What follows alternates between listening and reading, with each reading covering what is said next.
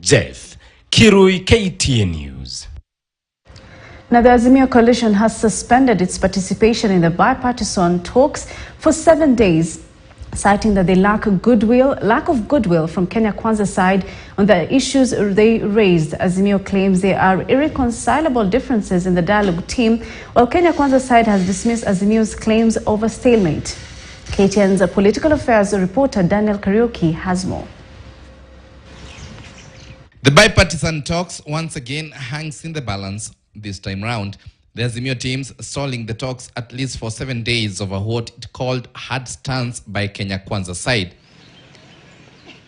The two sides had agreed on several issues, among them the IEBC issue, but a few things cropped up. We expected a report from that subcommittee, but we did not get a report today because Senator Sifuna, who's here, who was convening, reported to the plenary that while his report was ready, the report of our colleagues on the other side was not ready. It was to be a joint report, even if it was not in agreement. It would come as one report with the two positions for discussion. We must confess, we've not been told that their report was actually ready. After closed-door deliberations on Tuesday, Azimio claimed that they were unable to persuade the Kenya Kwanza team over various issues that formed the basis for discussion. Among the issues, auditing of the Independent Electoral and Boundaries Commission IEBC server.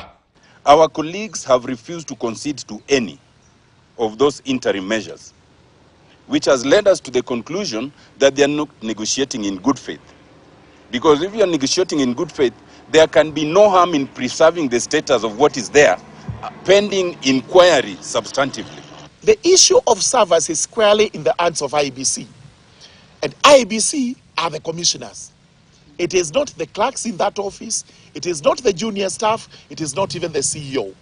So if we are to discuss the issue of preservation of servers, this must be directed to the commissioners of IEBC. The opposition faction saying that they are going to consult their leaders for further direction.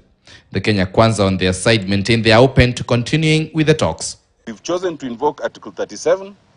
We've already done the notice as the co-chair, suspending these talks for 7 days until and unless our principals or ourselves, we might then reach a different conclusion. Therefore, we do not declare any stalemate.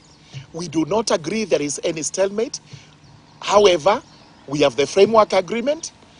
They may resort to it if they deem it necessary. Already, the opposition has included Jubilee issues in the bipartisan talks, claiming the talks will be suspended if Jubilee Party is not left alone.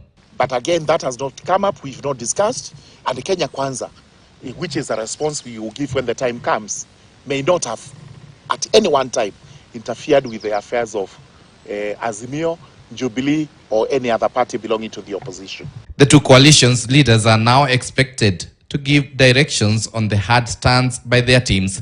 Daniel Kariuki, KTN News. Now, besieged Chief Registrar of Judiciary Ann Amadi is not taking any responsibility in the 130 million